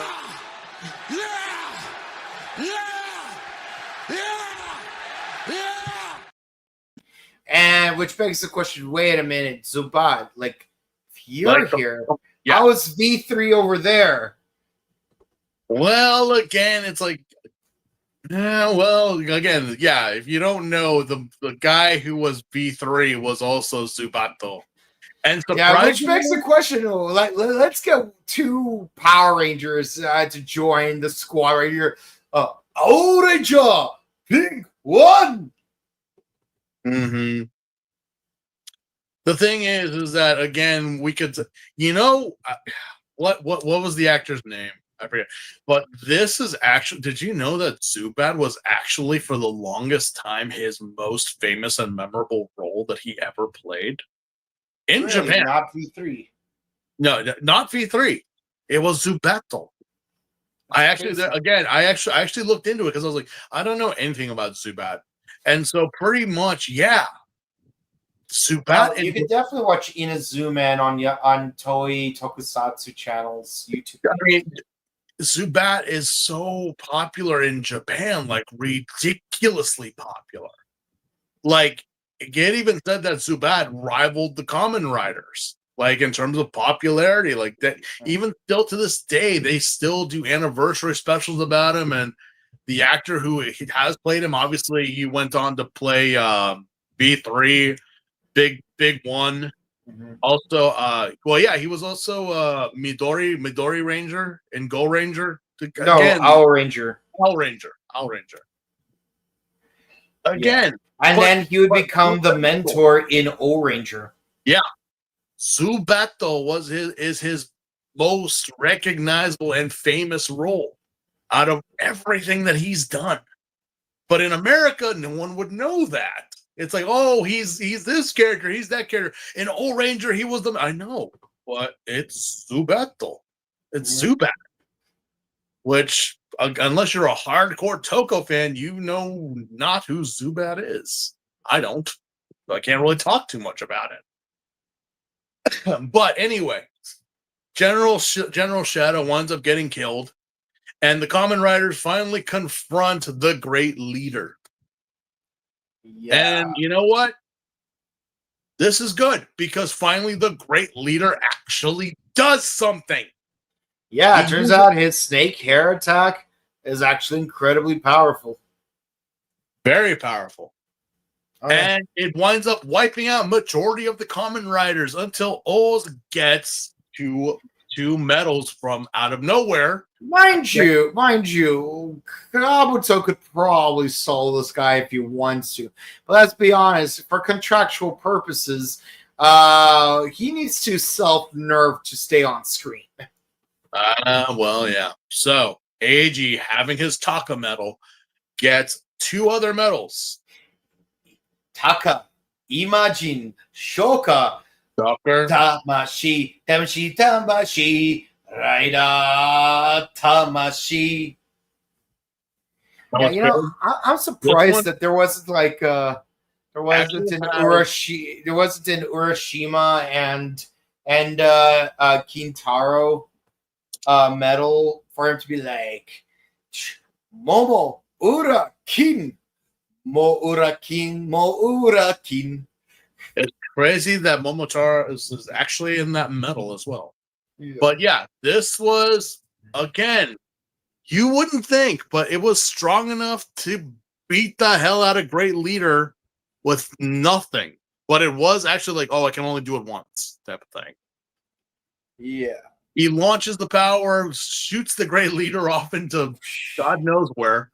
Mm-hmm. Only for General Dark, the King Dark to appear, and I'm like, oh, you're finally gonna do something. Like you. How many times do we have to teach you this lesson, old man? Yeah, I'm like, wait, you're gonna do something too? He was, but the Great Leader of Delza shows up and just devours him for like no reason. Man, I mean, I'll say it. We really did give it to King Dark in our review, like just of a useless character, you know. But at this point, it's like, yeah, even Toye's like King You're a Dark, joke.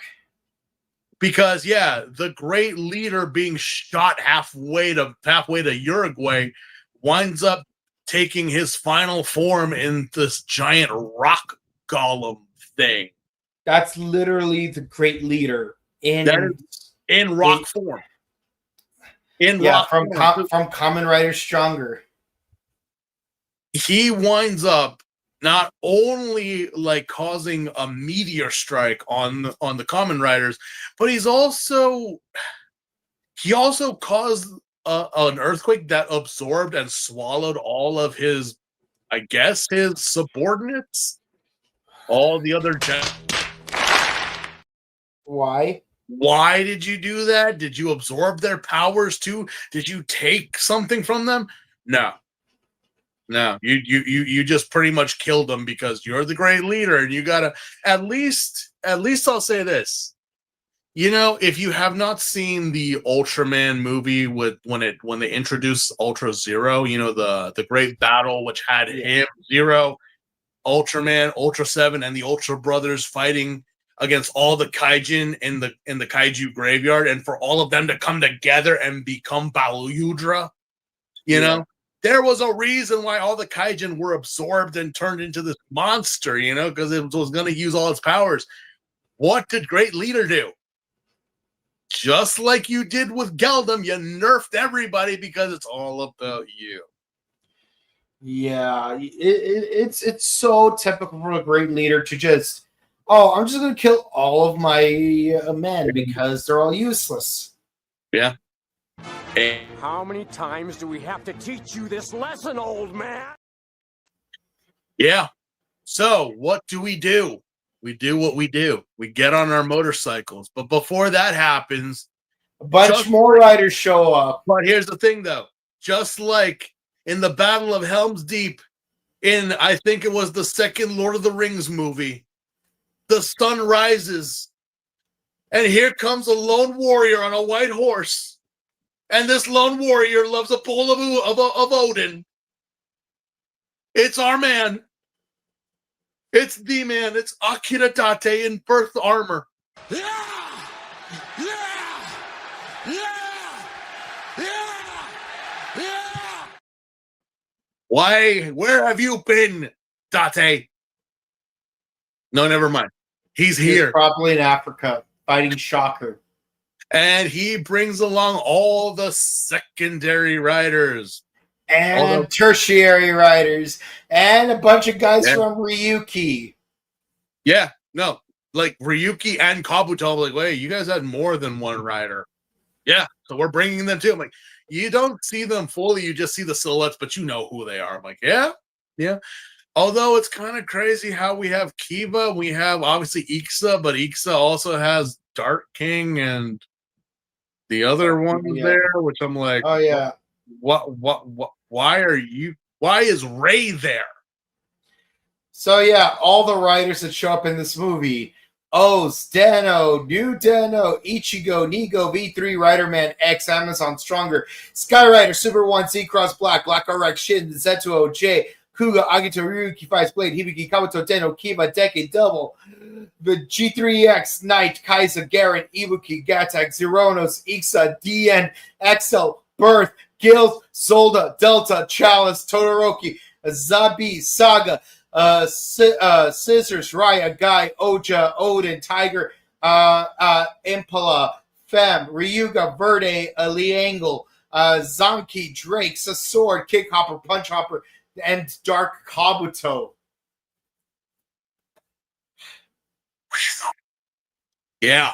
No joke. It's like remember when we first reviewed the original Kamen Rider movie, and it's like, oh yeah, let's bring back all of the kaiji. Let's do a reverse of that. Let's bring back all of the riders instead. Yeah, no joke.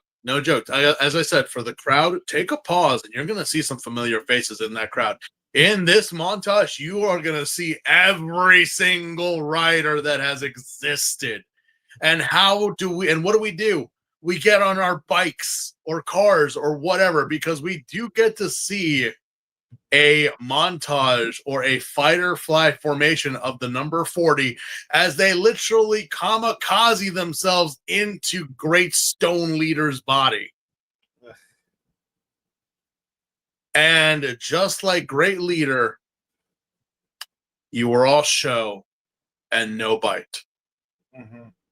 You nerfed everybody Mm-hmm. for you to get taken out like nothing. Yeah. Go to the corner and put your head and eyeball in shame, you bastard. Because now it's the next morning. Mm-hmm. And obviously, yeah, Hina shows up. Kind of makes me question where everyone else is. Mm-hmm. But here comes the Rider Kids Corps. Here comes everybody. But on the horizon, That old man who helped out earlier shows that up. mysterious old man with glasses shows up. Now, wait, why? Why did he show up? Why is he here? What's so important about him? I mean, we focus on him in the crowd, but why is he here?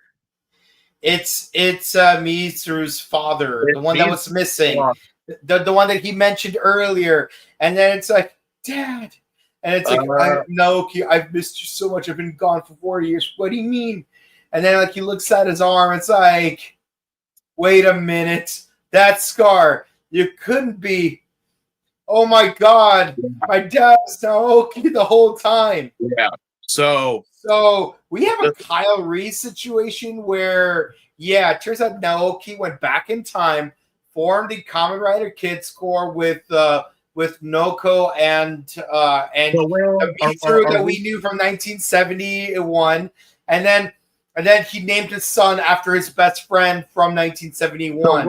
So we're saying that the original Naoki from the Kamen Rider series was this kid, was this man. He literally like personified himself to 2011 for all that to happen. This is the Naoki, like founder of the Kamen Rider Kids Corps.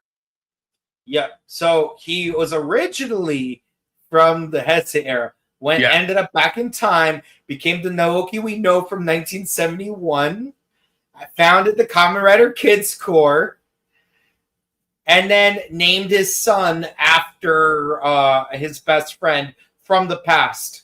So, I mean, the thing was, I was like, wait, so wouldn't that cause a riff in time if there were like, but no. So it technically was. It's like our little now. Funny thing is that it also means that Mitsuru will have to go to sleep and wake up every night knowing that his best friend dated his mom. Well, that's the thing. It's like, wait. So you are the same kid. You are like, but wait, you're Naoki. Yeah, I am. Like, yes. You know, and he goes on what happened when he was left behind, obviously. And he tells everyone that he, like, you know, he grew up.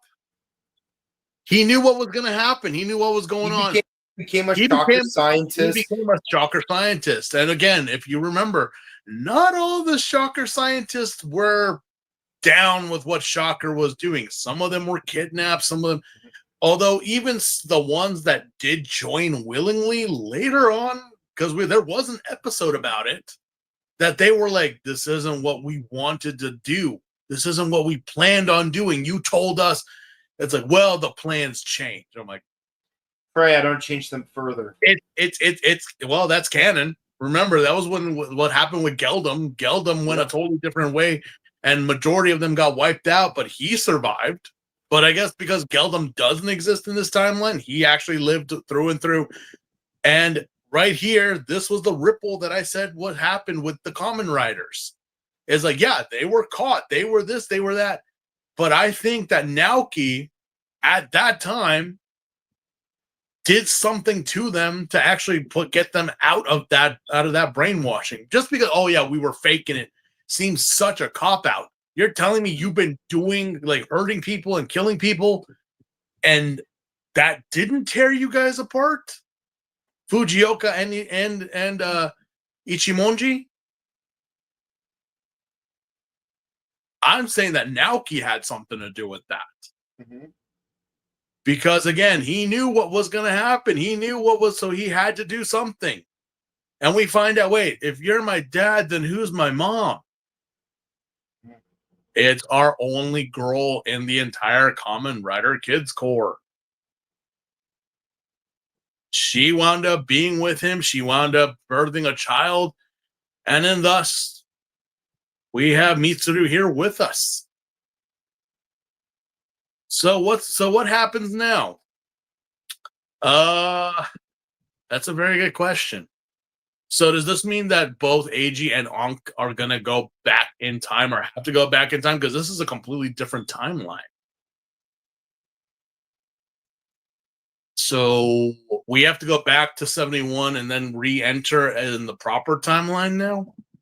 Or are we staying here?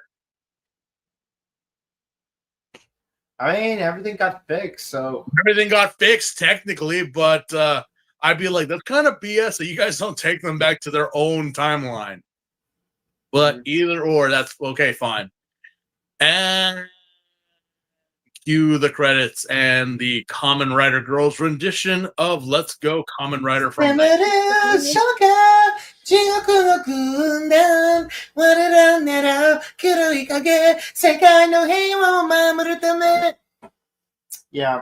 yeah. Again, I don't hate this song. This was my first time ever hearing the original Ichigo song, so I know some people might look at me and be like, ew, but I'm like, okay, you know what? You know Gotta what? start somewhere. You gotta start somewhere. And most people love got boost. Yeah, and A lot of people say Got Boost is their favorite Kamen Rider opening. And I'm like, really? I mean, it's good. I'm not gonna deny it. It is a good song, but I'm like, how can you shit on Got Boost, or you cannot do on Got Boost, but you can on Let's Go Kamen Rider? I mean, I'll say this: not everyone had to have Veo music back in the day. Honestly, I didn't mind it, but I know some people were really irritated with it. I'm just like, wow, okay, I'm not talking to you guys anymore. You're one of those. Okay, yeah, no. But that is the movie, ladies and gentlemen. 2011's 40th anniversary of Kamen Rider Den-O's All Riders Let Go. And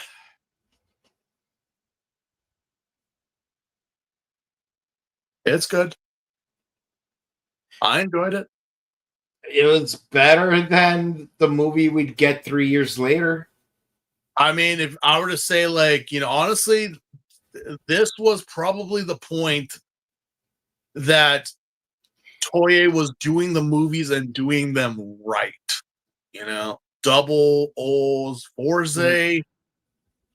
Wizard is where it started to fall apart.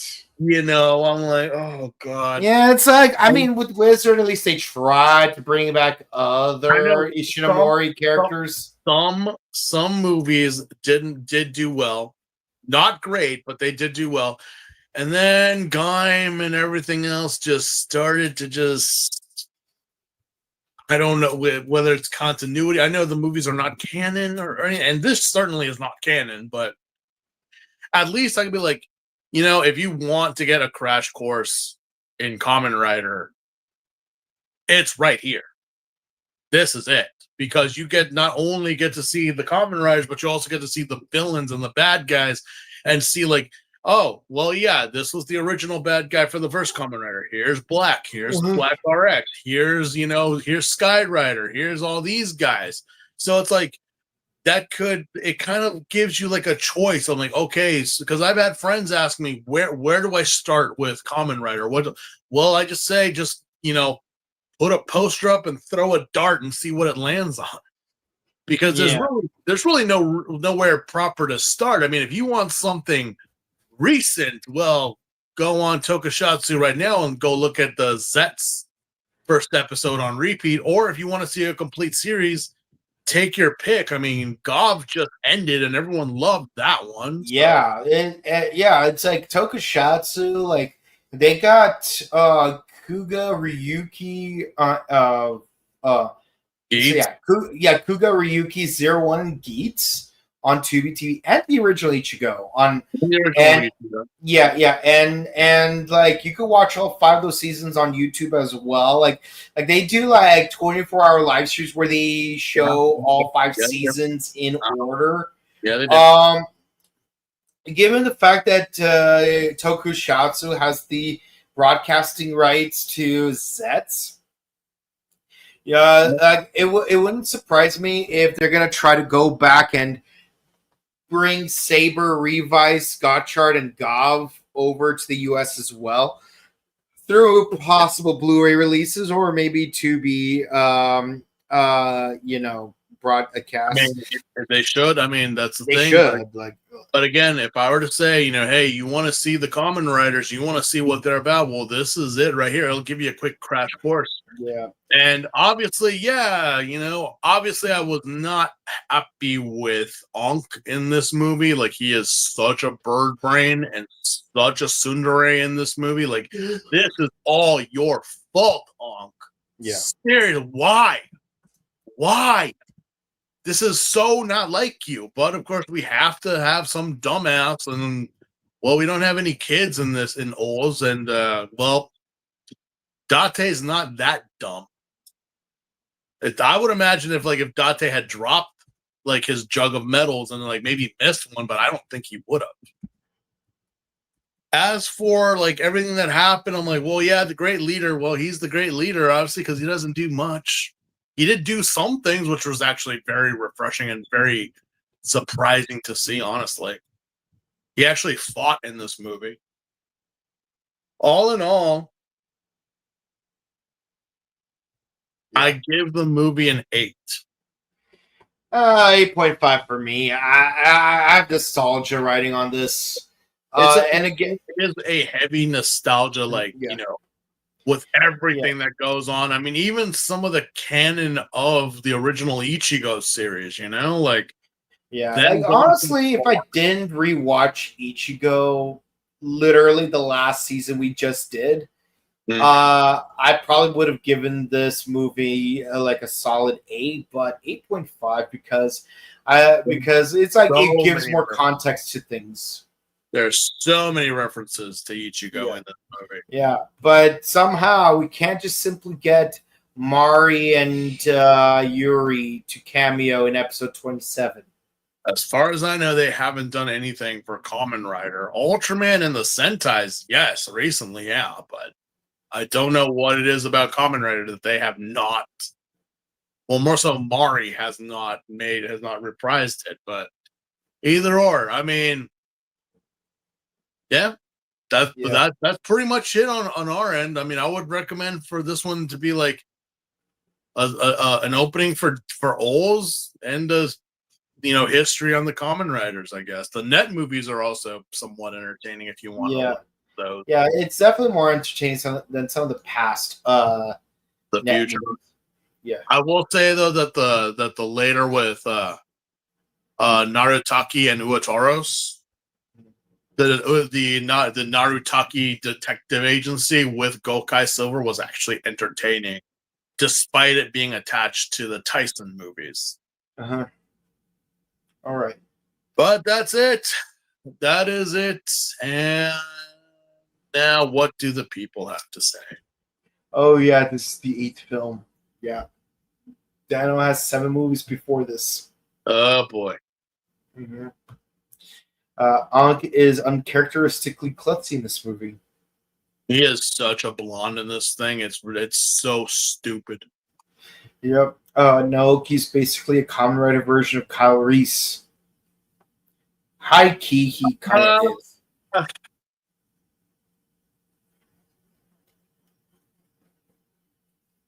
Because he does go back in time, and then he dates someone from the past in order to give birth to his future teammate. Yeah, that's pretty much true. It is very much true. Yeah. Man, I love the Kikaider and Zubat cameos. Well, I'm glad you enjoyed. That was, I mean, again, that was just owner being a little extra and just be like, yeah, I know, but at the same time, it's like, Yeah, no, there was a bunch. I mean, the hero boom of the 70s. Damn. Like, I mean, we saw it in the 90s with Power Rangers and what America and what they were trying, like, oh, what can we do to rival that, you know? Well, we wouldn't have gotten most of the properties we have if it wasn't. Yeah, VR Troopers, Beetleborgs, Mystic Knights of Tirnanog, Cyber Squad, and unfortunately, Tattooed Teenage Alien Fighters from Beverly Hills. Yeah, so it's like that, you know, that was also, and these were also, I believe, other Toei projects that they did that Ishinomori Sensei actually had under his belt. Well, Gridman was Tsuburaya, I think. Okay, yeah, Gridman was Subaraya, obviously, because they're just like with Kamen Rider in the 90s, there wasn't really an Ultraman. Ultraman didn't make his cameo back until the 2000s, just like the Kamen Riders did. Yeah. So the only popular thing that was going on was the Sentais at the time. It wasn't until Plus, like they were the later ones on, that were being the most consistent. yeah. Plus, it's also like, yeah, well, how about if we, what if we did an Ultraman in the internet? Yeah, and then make a Mega Man game based on it. Yeah, yeah. All right. Did people not get that? Especially like seriously, like that Net Navies. What did they call Gridman? He was a Navi. Yeah. We get 3 versions of Great Leader in one film. Surprisingly, they didn't get the Dragon one. I mean, you have the Golem one. Do you really need the Dragon one? Do we even want it? I mean, seriously, it's like look at this gigantic hulking thing that he became. And here I thought, well, here's the thing. Also, we had who was the Kamen Rider that can become giant? Jay. Why didn't Jay, like? I mean, that's the thing. If I would have been like, okay, Jay, and Jay was there. Yeah, and Jay was there. I'm like, you didn't have Jay become a giant. At least I know he wouldn't have, like, you know, but something. At least Decade was like Shinzo Sagio. But again, just like with anything, the great leader just has to make a scene of himself and then gets killed. I'm like, all right, whatever. That's what it is. Okay, we're done. We're done. If you enjoyed, please be sure to comment, like, and subscribe to us on YouTube, Facebook, Twitter, Instagram. Ding the bell icon, stay notified for our latest videos, and be sure to share our videos because it helps out with the algorithm. We got Ultraman Omega, Kamen Rider Zs, Kamen Rider O's, and #1 Sentai Go Juger. Check out our sister channel, The Buttery Show. We do various movies, TV shows, and discussions. Check out our interviews on both channels because we just recently uploaded Kerrigan Mahan's interview from Power Morphicon. Yes, the voice of Gundar, the one and only, as well as Jeb, the talking dog, and the Magna Defender. I was actually shocked that he was Jeb. Yeah. Like, not the Magna Defender, not any. I'm like, no, you were Jeb. Yeah. You were the cool talking bloodhound. I'm like, all right. Cool. All right. I bite. Rapping dog. Yeah. Virtual reality is a gas. Yeah. And coming soon, I will have one more PMC interview uploaded and one more interview from ToonCon featuring 2 Pixar icons. That's all I'm going to say on the matter. If you want to follow our personal content, you could find us on Instagram, the Sin Prince, and on Instagram, Boken Kabuto. We love you guys. We love seeing you guys. Thank you for saying hi at ToonCon.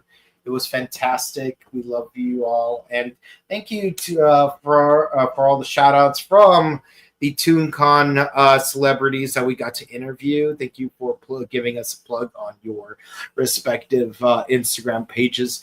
And if you want to say hi to us in person, the next convention that we will be attending is Pasadena Comic-Con in January.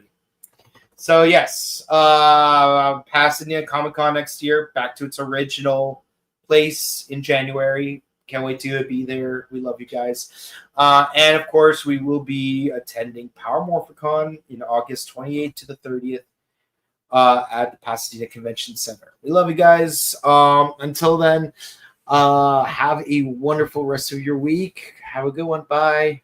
Have a good night, guys.